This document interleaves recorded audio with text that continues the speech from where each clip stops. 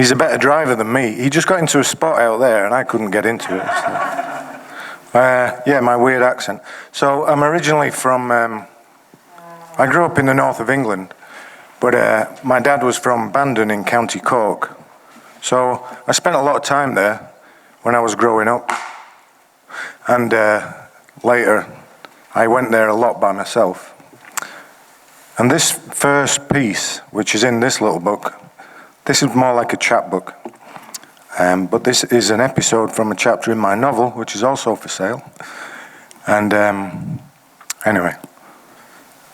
So, the barmaid asks, "A pint of that," I point, and dig coins from my pockets. "What's up?" "I lost my dad," I sigh. "Uh-huh, she's listening. Have you phoned anyone?" "It's not like that. He was in an urn," I say. "My bag was stolen. I was at a party." "Well, okay. Where did you last see him?" she asks, matter-of-factly. "Dublin," I say. And she laughs. She snorts a big one and curses and crosses herself to keep the demons at bay. "Holy feckin' Jesus, do you even know where you are?" "No," I say. "Well, I hope you said your goodbyes," she says, and tuts at me. "Yeah," I say, "not really. I just brought the ashes from England to get buried back home in Cork." "Here," she says, handing me a pint. "You're in Wexford." She shakes her head. "Thanks. I do remember the train vaguely." The stout burns my throat, but I don't care. I wonder if this has happened before, the stealing of an urn. It must have happened before. Maybe they thought there was something valuable in it. I sit there sipping and feeling sorry for myself. A few more patrons enter the pub and are familiar with me, maybe from last night. Sharon lights a fag and blows the smoke out the side of her mouth and picks a piece of tobacco out of her teeth, I guess. It could be something else. "So what are you going to do?" "Can I get one of those?" I ask, pointing to her cigarette. "No," she considers. "You have to earn it." I'm feeling hungry now with my empty belly. I look about the bar, but they don't have much. "Can I have a pickled egg, please?" "Sure," she says. "It's your funeral." "Sorry." "I like him," I say. I took into it. It's like a chemistry lesson exploding in my mouth. But it helps with my reality. It gives me a jolt. "Will you let me collect glasses for you tonight?" I ask, cheeks full of acidic protein. "Then I can earn it." Sharon thinks, "Why not?" She puffs. "But I tell you, it's quiet on Mondays." She gives me one of her cigarettes. I agree with her, but I have a lot going on. I have to get to Cork for the funeral service, and I have no remains to bury. "Where are you, Dad?" My head is clear as a hangover. I check my socks for cash. "Sharon, can I have the whole jar of eggs, please, and another pint?" "Where are you going with this?" she asks. But she gives me the jar, and the weight and size of it are comparable to the urn. Of course, it's glass and not plastic. I'll have to explain something to my Aunt Maureen, but not that I haven't got my dad with me. And there are only 10 eggs left. "It's doable," I say to Sharon. "Sure, weirdo," she says. "Okay, everyone, the pickled eggs are on me. Do it for the old fella," I shout, and raise the jar aloft with both hands like I've just won the cup. I hear one whoop, and I have a few takers, but I have to eat most of the eggs myself. It's a chastening experience.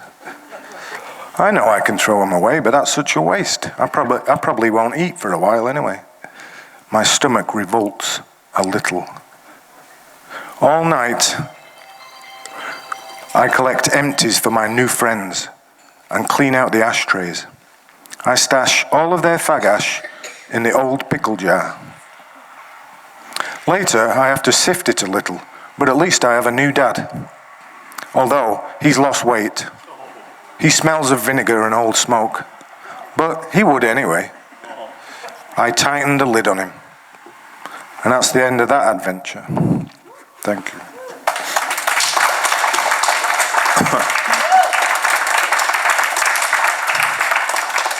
So the reason this is so slim is because these are all like 5-minute essays that we started to read at Read 650, which is down nowadays at the City Winery, and they have to be 650 words only. So that's why it's such a slim volume. But as Brendan said, you know, it's not the length, it's the depth of meaning, right? Yeah. Girth, yeah. So, and this is another dad story, but I'm the dad. And this is my son, when he was a teenager, he was in a rock and roll band. And one year I drove him around Europe as his roadie.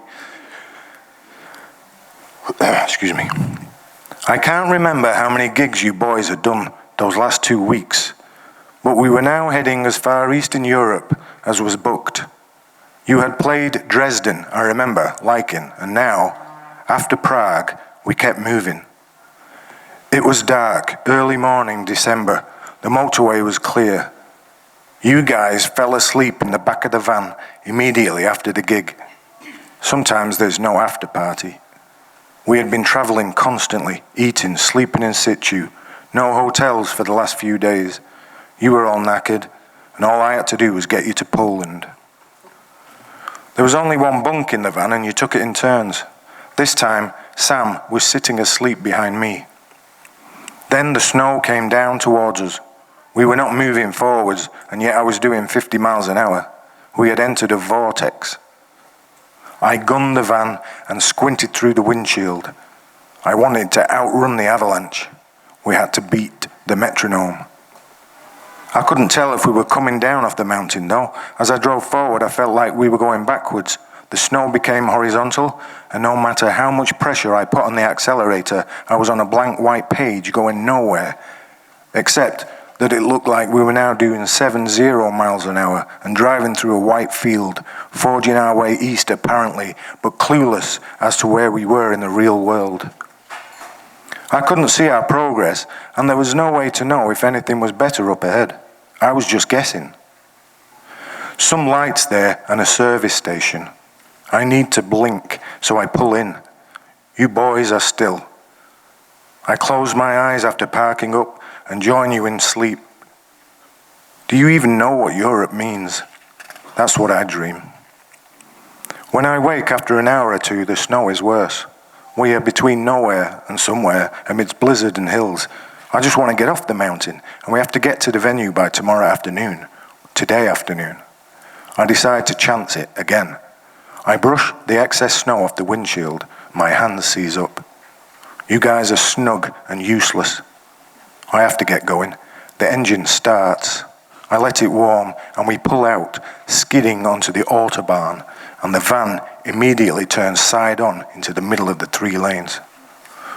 Like a dog on a trampoline, I halt, hunker down, and wait for the world to stop. I was only going at 10 miles an hour, and luckily there are no fast-approaching vehicles coming up behind, so after a still, silent second or two, I managed to rev, turn hard, reverse, and usher the tires into some kind of groove. I can see forward now, I think, and so pump us on. I get up to speed, maybe you're out of it, towards sea level, because there is some slush and traction and daylight. As I get back up to 70 miles an hour and feel confident, the side door of the van suddenly opens. A rush of cold air and snow hits the back of my neck. Sam, the half-asleep singer, has decided to go pee. The van swerves with my turnaround to look motion, and Sam swerves also. He holds on though, still semi-comatose, braced at an open door on a motorway, letting it all hang out. As I then tell him, as calmly as I can, please sit down and I will pull over and park. You, the rest of the band, are oblivious to all of this. The cold gusts of Eastern Europe do not wake the wearied western heads of teenagedom. Sam staggers back into the confines of the van, and I brake slowly and unskiddingly manage to close the door with a swide swipe of my gear-free arm and exclaim just one loud Germanic word as I come to a halt by the Polish border. That's the end of that one. Thank you. So, there are books for sale, and I'll pass you back on to Brendan. Thanks for having me. Cheers.